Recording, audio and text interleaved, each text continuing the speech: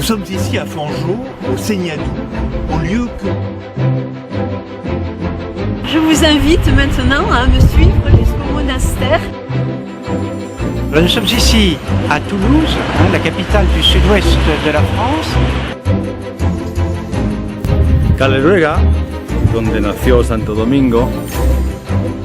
Un compito molto impegnativo. C'è una antichissima e prestigiosa università.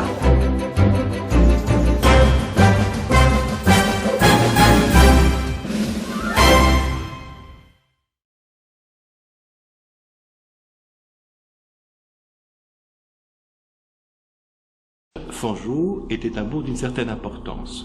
Lorsqu'on voit Fangeau aujourd'hui, on voit un petit village et qui paraît pas toujours extrêmement vivant.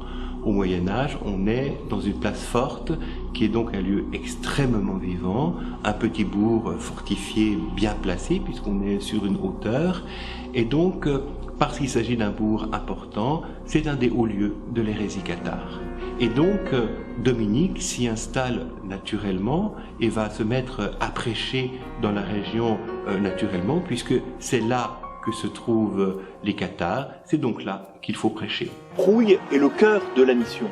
C'est là qu'il réunit, donc avant mars 1207, la communauté de femmes qu'il a ramenées à la foi catholique. Un chemin mène de Fangeau à Prouille. Ce chemin, on peut imaginer que Dominique l'a parcouru des centaines de fois. Au bord de ce chemin de Saint-Dominique, la croix du Sicaire évoque une tentative d'assassinat contre Dominique. Prouille, Fangeau constitue comme un carrefour que Dominique empruntait. Alors, route pour aller à Carcassonne. En 1213, pratiquement pendant une année, Dominique prêche dans la cathédrale Saint-Nazaire, dans la cité actuelle. Sur la route qui mène de Carcassonne à Fangeau, des petits monuments érigés au XIXe siècle témoignent de la présence de Dominique dans la région et de son action miraculeuse.